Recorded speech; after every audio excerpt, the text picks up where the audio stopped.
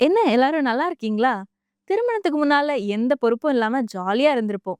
சமையல் வேலை கிடையாது. அப்படியே செஞ்சாலும் அம்மாவுக்கு ஹெல்ப் மட்டும் தான் பண்ணுவோம். பணத்த மேனேஜ் பண்ண வேண்டாம். வீட்டு காரியங்கள கவனிக்க வேண்டாம். சுதந்திரமா பறந்து திரிவோம். ஆனா திருமணம் ஆன உடனே பொறுப்புகள் அதிகரிக்குது. அது மட்டும் இல்ல. கணவன் மனைவியோடும், மனைவி கணவனோடும் இணைஞ்சு அன்பு கூர்ந்து கீழ்ப்படிஞ்சு வாழணும். பொறுப்பே இல்லாம வாழ்ந்தவங்க ஒரே நாள்ல அத்தன பொறுப்புகளையும் தலையில சுமக்க முடியுமா? நிகழ்ச்சிய பாருங்களேன். ஜமுனாவுக்கு சந்தோஷத்துல தல கால் புரியல. அவளுக்கும் 28 வயசு ஆயிட்டது. அவ ஆசைப்பட்டது மாதிரி மாப்பிள்ளை கிடைக்கல. படிப்பு இருந்தா நல்ல வேலை இல்ல, நல்ல வேலை இருந்தா குடும்பம் இவங்க அந்தஸ்துக்கு ஏற்ற மாதிரி இல்ல. சரி, படிப்பு வேலை குடும்பம் எல்லாம் நல்லா இருந்தா மாப்பிள்ளை பார்க்க நல்லா இல்ல. இப்படி ஒவ்வொன்னா சொல்லி வந்த வரன் எல்லாம் தட்டிக்கிட்டே போயிட்டுது. ஆனா அரவிந்த் கிட்ட இவளும் அவ பெற்றோரும் விரும்பின எல்லாமே இருந்துச்சு. அரவிந்துக்கும் அவன் பெற்றோருக்கும் ஜமுனாவை பார்த்த உடனே பிடிச்சது. உடனே திருமணத்தை முடிவு பண்ணிட்டாங்க. திருமணத்துக்கு இன்னும் 3 மாசம் இருந்துச்சு. காலையில எழும்பின உடனே வாட்ஸ்அப்ல குட் மார்னிங் போடுவாங்க. 2 பேர்கிட்ட இருந்து குட் மார்னிங் வந்த உடனே போனை எடுத்து பேச ஆரம்பிச்சிருவாங்க. பேசிக்கிட்டே கிளம்பி, பேசிக்கிட்டே சாப்பிட்டு, பேசிக்கிட்டே வேலைக்கு போவாங்க. வேலைக்கு இடையில பிரேக் கிடைக்கும்போது டெக்ஸ்ட் மெசேஜ். அப்புறம் வேலை முடிச்சு வரும்போது வர்ற வழியிலிருந்தே பேசி, அப்புறம் ராத்திரி படுக்கிற வரைக்கும் ஃபோனில் பேச்சு தான். அப்படி என்னதான் பேசுவாங்க? ஒரு அந்தி வேளையில, மஞ்சள் வெயில் அடிக்கும் நேரத்துல, தென்றல் சுகமா வீசும் தருணத்துல அவங்க பேசுறத கேட்போமா? இன்னைக்கு ஆஃபீஸில் வேலை ஒழுங்கா போச்சுதா? வேலை செய்ய இன்ட்ரெஸ்டே இல்லை.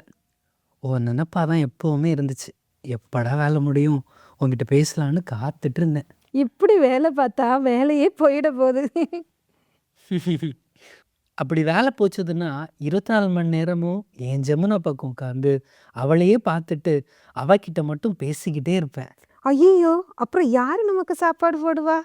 நீயும் உங்கள் வீட்டில் ஒரே பொண்ணு, நானும் எங்கள் வீட்டில் ஒரே பையன்தான். நம்ம வீட்டில் நமக்கு சாப்பாடு போடாமல் போயிடுவாங்களா? அதுவும் சரிதான். சாப்பாடுனோட தான் எனக்கு ஞாபகத்து வருது. இன்னைக்கு என்ன சாப்பிட்டீங்க நீங்க? காலையில் தோசை சாப்பிட்டேன், மத்தியானம் ரைஸு சாம்பார் சிக்கன் பீன்ஸ் சாப்பிட்டேன், ராத்திரிக்கு அம்மா சப்பாத்தி பண்ணுவாங்க. நீ என்ன சாப்பிட்ட? காலையில் ப்ரெட்டும் பட்டரும் சாப்பிட்டேன். மத்தியானம் வெஜ் ரைஸ் சாப்பிட்டேன். நைட்டுக்கு என்னன்னு தெரியல. அம்மா ஆஃபீஸ்லேருந்து டயர்டாக வந்தாங்கன்னா ஹோட்டல் ஆர்டர் பண்ணி சாப்பிட்ருவோம். நீ சமைக்க மாட்டியா? ம்ஹும். எங்கள் அம்மாவே கடமைக்கு ஏதாவது பண்ணுவாங்க. என்ன சமைக்க விட மாட்டாங்க. எனக்கும் அப்படிலாம் பெருசாக அதில் இன்ட்ரெஸ்ட்லாம் இல்லை. நீங்கள் சமைப்பீங்களா? ம் நான் எப்போவாவது குக் பண்ணுவேன். லீவு நாள்னா யூடியூப் பார்த்து ஏதாவது செஞ்சு பார்ப்பேன். உங்களுக்கு ஃப்ரெண்ட்ஸ் நிறையா உண்டா? ஸ்கூல் காலேஜில் கொஞ்சம் ஃப்ரெண்ட்ஸ் இருந்தாங்க. இப்போ வேலைக்கு வந்த உடனே அவங்களோடலாம் காண்டாக்ட் போயிடுச்சு. எனக்கு வேலை அதிகமாக இருக்கும். வீடு வேலைன்னு லைஃப் போயிட்டே இருக்குது. வீட்டுக்கு வந்தாலும் கால்ஸ் அட்டன் பண்ண வேண்டியது இருக்கும். Saturday Sunday? சாட்டர்டே முழுசு தூங்கிடுவேன். டிவி பார்ப்பேன், புக்ஸ் வாசிப்பேன். சண்டே அப்படியே போயிடும். சர்ச்சுக்கு போயிட்டு வீட்டுக்கு வந்தாலே பாதி நாள் போயிடும். அப்புறம் மத்தியானம் சாப்பிட்டு ஒரு தூக்கம் போட்டு எழும்புனாதான் அந்த நாளே முடிஞ்சிருதே. உனக்கு ஃப்ரெண்ட்ஸ் உண்டுமா? எனக்கு ஏகப்பட்ட ஃப்ரெண்ட்ஸ் உண்டு.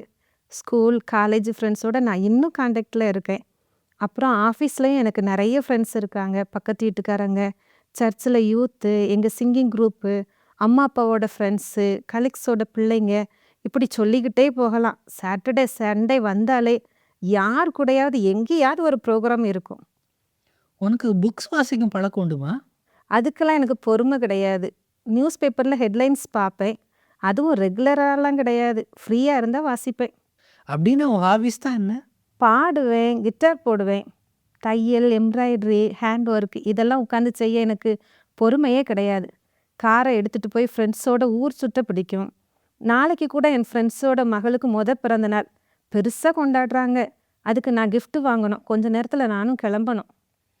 அப்படின்னா நீ கிளம்பு ஜமுனா, நம்ம நாளைக்கு கூட பேசலாம். நைட்டு வீட்டுக்கு வந்த உடனே வேணால் பேசலாமா? இல்லை, எனக்கு ஒரு கால் வரும். எப்போ முடியும்னு எனக்கு தெரியாது. ஓகே ஓகே, நாளைக்கு பேசலாம். பாய். பாய். இப்படியாக அவங்க பேசி பேசி 3 மாசமும் முடிஞ்சது. அவங்களுக்கு அது யுகமா கழிஞ்சது. இப்போ அவங்களுக்கு திருமணமாகி 1 வருஷமும் ஆயிட்டது. இப்போ அவங்க தங்களுக்குள்ள எப்படி பேசிக்கிறாங்க கேட்போமா? இன்னைக்கு தேர்ஸ்டே. நாளைக்கு ஆஃபீஸ் முடிஞ்ச உடனே கிளம்பி நம்ம ஃப்ரெண்ட்ஸோட பிக்னிக் போயிட்டு சண்டே நைட்டு திரும்பி வர்றதா பிளான். நீங்க ஒண்ணுமே சொல்ல மாட்டேங்கிறீங்க. அதான் நான் போன தடவையே தெளிவா சொல்லிட்டேனே, இனிமே நான் உன் ஃப்ரெண்ட்ஸோட பிக்னிக்கே வரப்போறது இல்லைன்னு. அது என்ன பிரிச்சு பேசுறீங்க? உன் ஃப்ரெண்ட்ஸுன்னு. என் ஃப்ரெண்ட்ஸ் உங்க ஃப்ரெண்ட்ஸ் தானே. இல்ல, உன் ஃப்ரெண்ட்ஸ் என் ஃப்ரெண்ட்ஸே இல்ல. அப்படின்னா உங்க ஃப்ரெண்ட்ஸை நான் என் ஃப்ரெண்ட்ஸா ஏத்துக்கிடுறேன். உங்க ஃப்ரெண்ட்ஸை கூப்பிடுங்க. என்ன அமைதியா இருக்கீங்க? உங்களால உங்க ஃப்ரெண்ட்ஸை கூப்பிட முடியாது. ஏன்னா உங்களுக்கு ஃப்ரெண்ட்ஸே கிடையாது. உங்க குணத்துக்கு உங்களுக்கு ஃப்ரெண்ட்ஸே அமையாது. நீங்க ரொம்ப தன்னயம் பிடிச்சவங்க. நீங்க உங்க அம்மா அப்பான்னு ஒரு குறுகிய வட்டத்துக்குள்ளே வாழ்ந்துட்டீங்க. நீங்க தான் கிரேட், மற்ற எல்லாரும் கீழானவங்க, அறிவே இல்லாதவங்க நினைப்பு. நீங்க சுப்பீரியாரிட்டி காம்ப்ளெக்ஸ்ல இருக்கீங்க. இந்த உலகத்துல நமக்கு மனுஷங்க வேணும், அவங்க தயவு வேணும். தனி மரமா வாழ முடியாது. நீ என்ன உன் ஃப்ரெண்ட்ஸ் முன்னாடி ரொம்ப கேவலப்படுத்துற. அப்படி நான் என்ன செஞ்சுட்டேன்? அன்னைக்கு நீ, நான், மாலா, அவ ஹஸ்பண்ட் எல்லாரும் நம்ம கார்ல போயிட்டு இருக்கும்போது நான் காரை ஓட்டிட்டு வந்தேன். வேகமா ஓட்டுங்க வேகமா ஓட்டுங்கன்னு என்னை டென்ஷன் ஆக்கிட்டு வந்தேன். அப்புறம் ஒரு ஸ்டேஜில் நீ பொறுமை இழந்துட்ட. நான் சிக்னல் நின்னப்போ நீ என்னைய கீழே இறங்க சொல்லி நீ வந்து டிரைவர் சீட்டில் உட்காந்து காரை ஓட்ட ஆரம்பிச்ச. எனக்கு எவ்வளவு ஷேம் ஆயிடுச்சு தெரியுமா? கார் மெதுவா போனாலே எனக்கு தலைவலிக்கும். 20லயும் 30லயும் ஓட்டுனா எப்படி இருக்கும்? அப்படி டிராஃபிக்கும் ரொம்ப இல்ல. எனக்கு எரிச்சலா வந்துச்சு. தாங்க முடியல. அதான் அப்படி செஞ்சேன். அப்படி ஷேம ஃபீல் பண்றவங்க ரோஷம் இருந்தா காரை வேகமா ஓட்ட படிக்கணும். எங்க அம்மா அப்பா என்னை எப்பவுமே மெதுவாக தான் ஓட்ட சொல்லுவாங்க. அப்புறம் எதுக்கு இவ்ளோ பெரிய காரை வாங்கியிருக்கீங்க? மெதுவா ஓட்டணும்னா குறைய சிசி உள்ள சின்ன காரை வாங்கி ஓட்ட வேண்டியது தானே. வீண் பந்தாவுக்கா இப்படி பெரிய காரை வாங்கியிருக்கீங்க? உங்க அம்மா அப்பா எல்லாருமே பெரிய பந்தா பேர் வழிதான். எங்க வீட்டில் இருக்குது வாங்குறோம், உங்க வீட்டில் இல்லை, அதான் பொறாமையில வெந்து சாகுற. என்ன சொல்றீங்க? நான் பொறாமையில வந்து சாகுறேனா? Be careful with your words. பணம் இருக்குதுன்னு சொல்றீங்க. இருந்து என்ன பண்ண? அதை செலவழிக்க மாட்டேங்கீங்க. ஹோட்டலுக்கு போய் சாப்பிட்றீங்களா? இல்ல ஆர்டர் பண்ணி சாப்பிட்றீங்களா? வெளியூருக்கு போறீங்களா? ஒரு பிக்னிக்கு, அவுட்டிங், பார்ட்டி இப்படி ஏதாவது உண்டா? ஒண்ணு கிடையாது. பணம் செலவழிஞ்சிரும்னு பயப்படுறீங்க. ஏதோ ஒரு பெரிய கார் மட்டும் வாங்கினா போதாது, வாழ்க்கையை அனுபவிக்கணும். உனக்கோ உங்க அம்மா அப்பாவுக்கு கொஞ்சம் கூட ஹெல்த் கான்சியஸ் கிடையாது. கண்ட கழியதையும் வாங்கி சாப்பிட்றது. நீ சாப்பிட்ற விஷயங்களை பார்த்தாலே எனக்கு கொமட்டிக்கிட்டு வருது. இதில் சோம்பேறித்தனம் வேற. வீட்டில் சமைக்க கஷ்டப்பட்டு வெளியில் வாங்கி சாப்பிட்றீங்க. எங்க கிட்ட பணம் இருக்கு, செலவழிக்கிறோம். உங்கள மாதிரி கட்டுக்கட்டா சேர்த்து வைக்க மாட்டோம். லைஃபை என்ஜாய் பண்ணணும். வேகமாக கார் ஓட்டுறதும் ஃப்ரெண்ட்ஸோட லூட்டி அடிக்கிறதும் ஹோட்டலில் வாங்கி சாப்பிட்றது தான் என்ஜாய்மெண்ட்டா? இதுதான் என்ஜாய்மெண்ட்னா எனக்கு இந்த என்ஜாய்மெண்ட்டே வேணாம். அப்படின்னா எது என்ஜாய்மெண்ட்? ஆஃபீஸை விட்டா வீடு, வீட்டை விட்டா ஆஃபீஸ்னு இருக்கிறதா? சரி, வீட்ல இருந்தாலும் சந்தோஷமா இருக்க விடுறீங்களா? வீட்ல இருக்கிற நேரம் முழுசும் தூங்கிக்கிட்டு இருக்கீங்க. இல்லாட்டி ஒரு புக்கை எடுத்து வச்சுக்கிட்டு வாசிக்க ஆரம்பிச்சிடுறீங்க. என்னையும் ஜாலியா என் இஷ்டத்துக்கு இருக்க விடுறதில்ல. சமையல் பண்ணு, வீட்டை சுத்தப்படுத்து, எப்பவும் ஃபோன்ல பேசிக்கிட்டே இருக்காத, சத்தமா பேசாத, இப்படி ஏகப்பட்ட இன்ஸ்ட்ரக்ஷன்ஸ், கண்டிஷன்ஸ். எப்பா, உங்களோட மனுஷி வாழ முடியாது. பொம்பளை பிள்ளைக்கு அடக்கம் வேணாமா? என்ன பிள்ளை வளர்த்துருக்காங்கன்னு தெரியல உங்கள் வீட்டில். சத்தமாக பேசிக்கிட்டு அட்டகாசமாக சிரிச்சுக்கிட்டு எப்போ பார்த்தாலும் பிக்னிக்கு பார்ட்டின்னு ஊரை சுற்றிக்கிட்டு இப்படி வாழ்கிறதா வாழ்க்கையா? எனக்கு இதெல்லாம் ஒத்து வராது. ஒத்து வராதுன்னா எதுக்கு என்னையே கட்டிக்கிட்டீங்க? எனக்கு யாரும் வேண்டாம், எங்க அம்மா அப்பா மட்டும் போதுன்னு சொல்லிக்கிட்டு உங்க அம்மா முந்தானை பிடிச்சுக்கிட்டே இருந்திருக்கலாம் தானே. ஜமுனா, வார்த்தை அளந்து பேசு. நீங்க மட்டும் எதுவும் சொல்லலாம், நான் ஊரை சுத்துறேன்னு சொல்லலாம். நாங்க உங்களை ஒன்றும் சொல்லக்கூடாதோ? ஆமாம், நீ ஓடுகாலிதான். நீ அம்மா பிள்ளை. எங்கள் அம்மா மாதிரி உனக்கு சமைக்க தெரியுமா? அல்லது உங்கள் அம்மாவுக்கு தான் தெரியுமா? என்ன குடும்பமோ தெரியல. என் குடும்பத்தோன்னு நீங்க விமர்சிக்க வேண்டாம். என்னைய பத்தி பேசு, எங்க அம்மா பத்தி பேசாத. அதுக்கு உனக்கு உரிமையே இல்லை, அருகதையும் இல்லை. உனக்கு சமைச்சு போட நான் என்ன வேலைக்காரியா? உங்க அம்மாவுக்கு சமைக்கிறத தவிர வேற என்ன தெரியும்? எங்க அம்மா வேலை பார்க்காங்க, கை நிறைய சம்பாதிக்கிறாங்க. எங்கள் அம்மாவுக்கு அடுத்தவங்க கீழே கையை கட்டி வேலை பார்த்து கை நீட்டி பணம் வாங்கி தான் சாப்பிடணும்னு அவசியமே இல்லை. நாங்கள் பரம்பரையாக பணக்காரங்க. பணத்தை மற்றவங்களுக்கு கொடுத்து தான் எங்களுக்கு பழக்கம், வாங்கியெல்லாம் பழக்கம் இல்லை. இவ்வளவு வாய் நீளுதான் உனக்கு? அப்படிப்பட்டவன் வேலை பார்க்குற என்ன எதுக்குடா கல்யாணம் பண்ணுன? படிக்காத மரமண்டையை கட்டியிருக்கணும். அவன் உனக்கு 3 நேரமும் ஆக்கி போட்டு உன் காலடியில அடிமை மாதிரி கிடப்பா. என்னடா முறைக்கிற? என்ன மரியாதை குறையுது? எனக்கு மரியாதை கொடுக்காத உனக்கு என்னடா மரியாதை? மரியாதை கொடுத்து மரியாதை வாங்கணும். உன் கூட என்னால ஒரு நிமிஷம் கூட வாழ முடியாது. நான் இப்பவே போறேன். போயேண்டி, யார் உன்னை தடுக்கிறா? இந்த ஊரே உன்னைய ஓடுகாதீங்கன்னு தான் சொல்லும். யாரை என்ன சொல்றாங்கன்னு பார்க்கலாம். பொட்ட பயலை தள்ளுடா. என்ன வார்த்தை சொல்ற?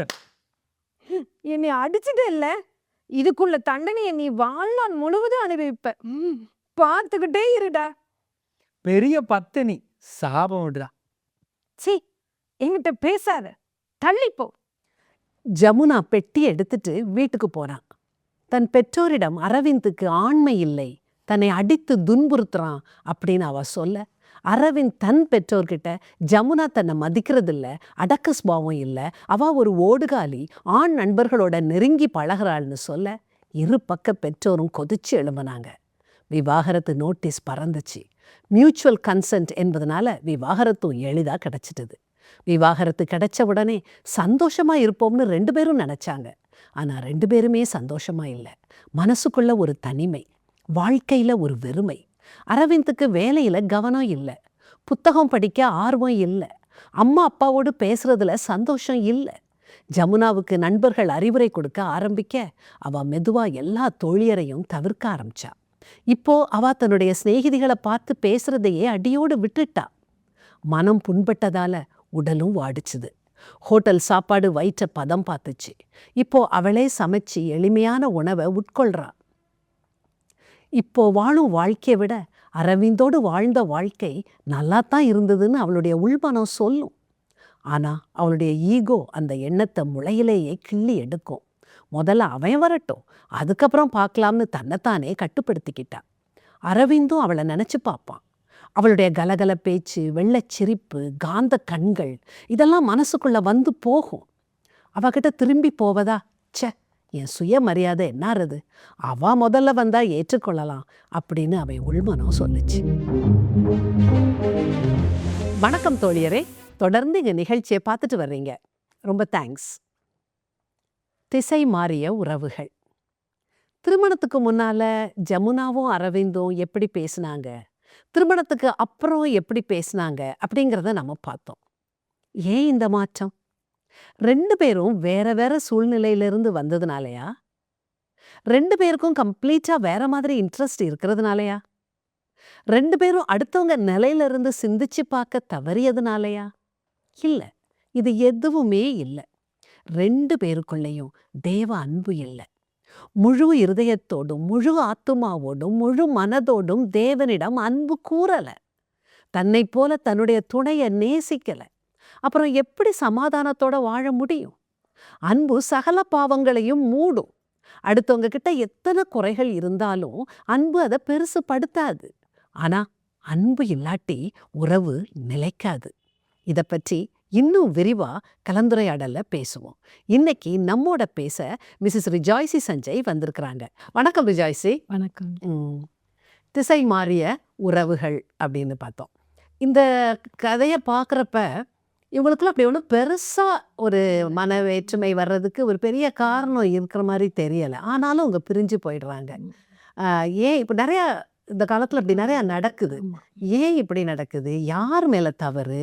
எப்படி இதை ரெக்டிஃபை பண்ணலாம் அப்படிங்கிறத பற்றி கொஞ்சம் சொல்லுங்களேன். முதலாவது திருமணம்ங்கிறது அது ஆண்டவர் ஏற்படுத்தி கொடுத்த ஒரு கான்செப்ட். ஆண்டவர் தான் அதை உருவாக்கி கணவன் மனைவி ஒன்றா சேர்ந்து ஒரே சரீரமாக இருக்கிறாங்க. அதனால தான் நம்ம விவாகம்ங்கிறோம், பரிசுத்த விவாகம்ங்கிறோம்.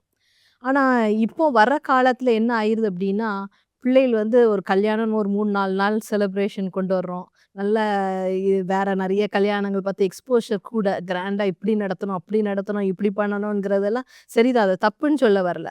பட் ஆனால் முக்கியமானது இம்பார்ட்டண்ட்டான அந்த இதை மிஸ் பண்ணிடுறாங்க. திருமணம்ங்கிறது சேர்ந்து வாழக்கூடிய ஒரு காரியம்.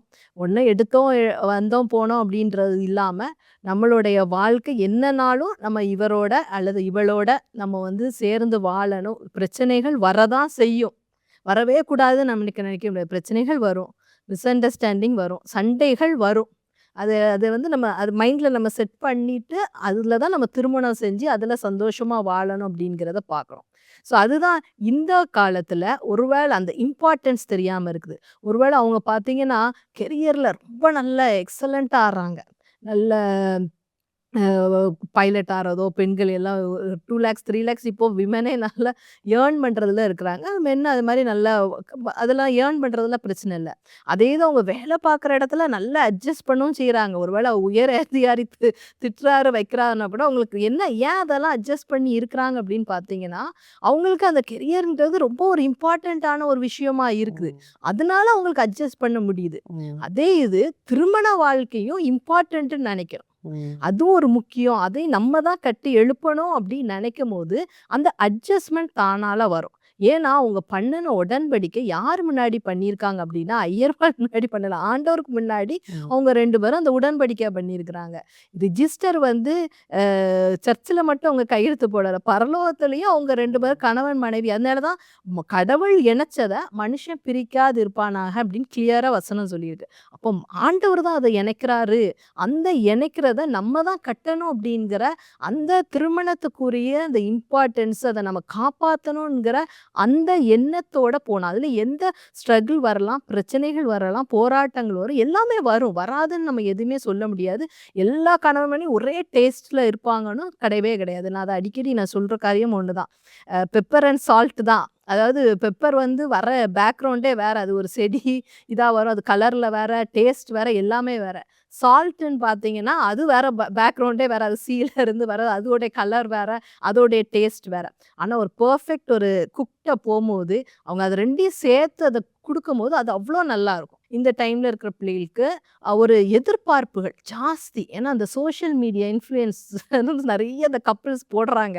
சும்மா நாத்துக்கும் ஒரு இன்னொரு பெண்ணோட இருக்கிற இத மனைவி பார்த்து கண்டுபிடிக்க அது ஒரு சிரிப்பு மாரி அதெல்லாம் கொண்டு போறாங்க. பட் இதெல்லாம் பார்க்கும்போது யூசுவலா அந்த சமுதாயத்த அது கரெக்ட் பண்ண தான் செய்யுது.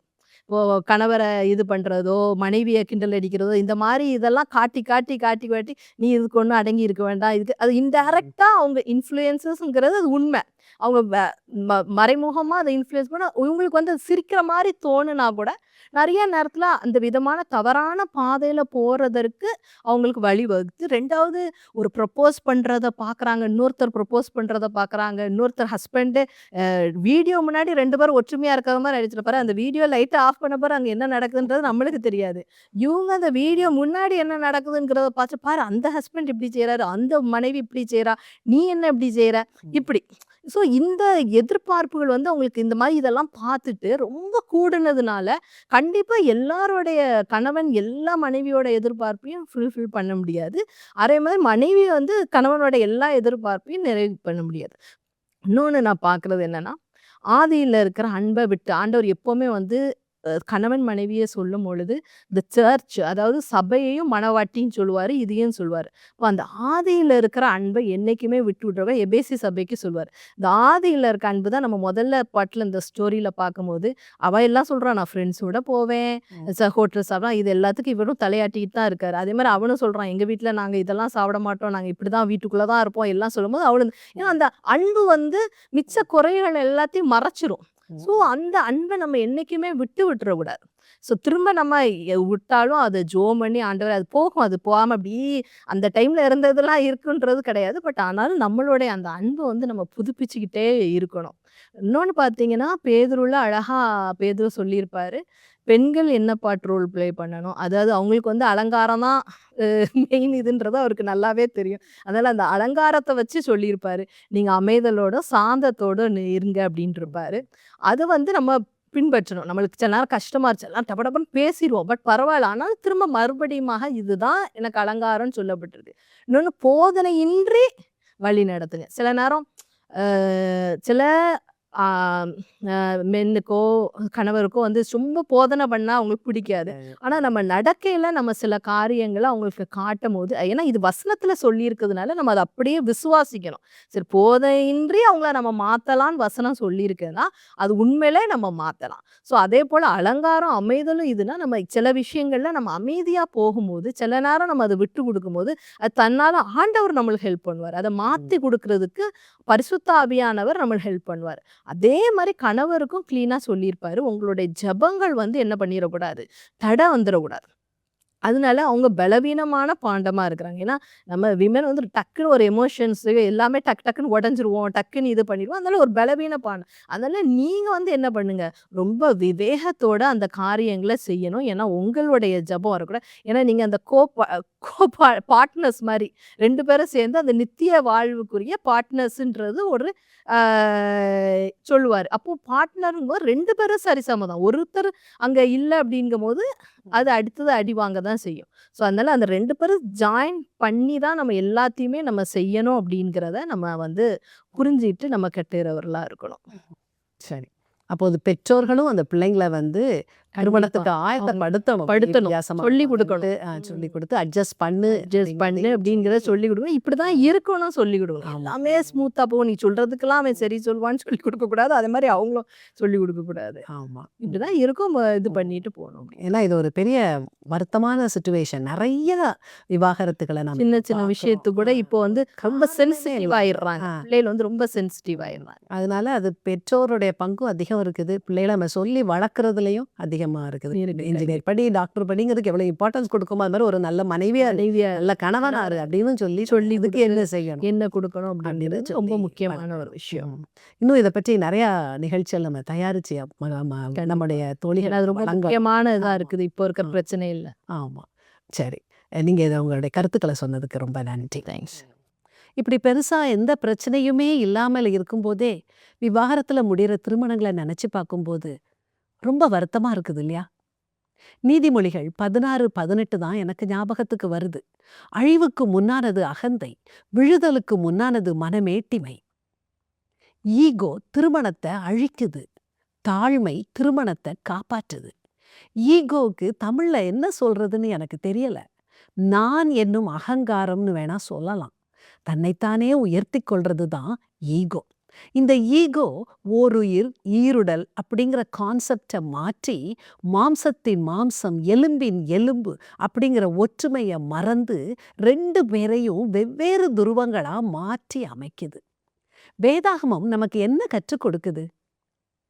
ஈகோ உள்ளவங்க வேதாகமத்துக்கு எதிரா எப்படி பிஹேவ் பண்றாங்க, அதனால நமக்கு நடக்கும் விபரீதங்கள் என்ன அப்படிங்கிறத பற்றி பார்க்கலாம். முதல் பாயிண்ட் என்னன்னா, கீழ்ப்படிய மறுத்த.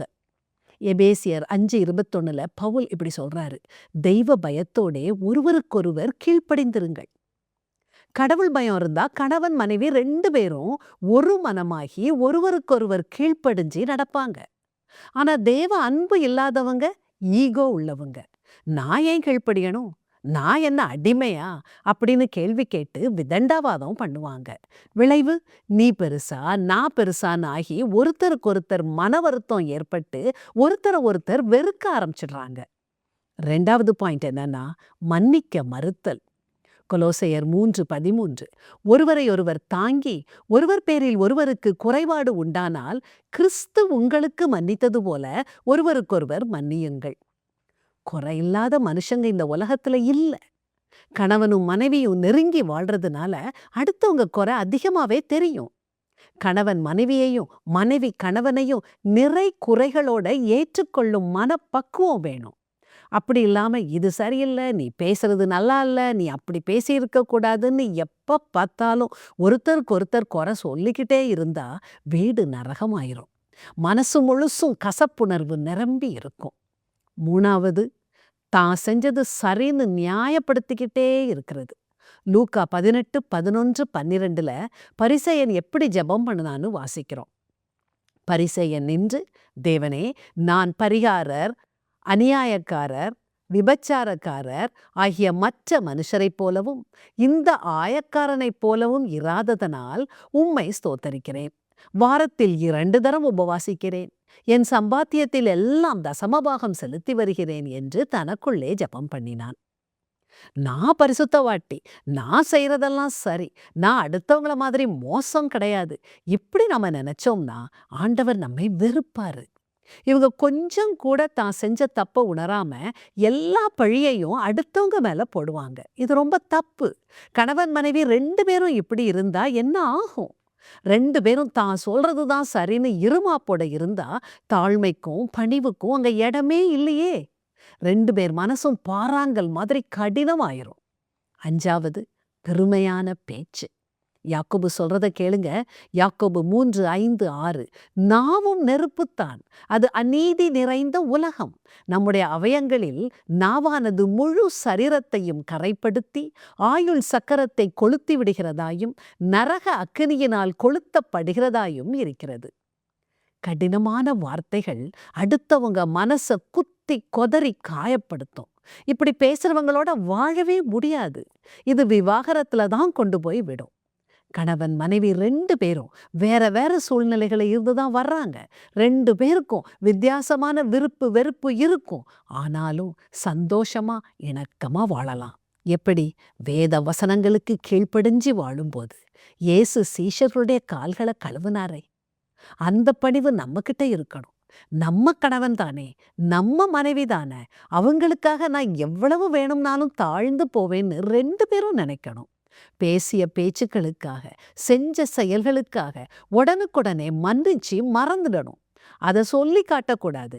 அடுத்து அவனவன் தனக்கானவைகளை அல்ல பிறருக்கானவைகளையும் நோக்குவானாக அப்படின்னு பிலிப்பியர் 2:4 சொல்லியிருக்கிறபடி வாழணும்.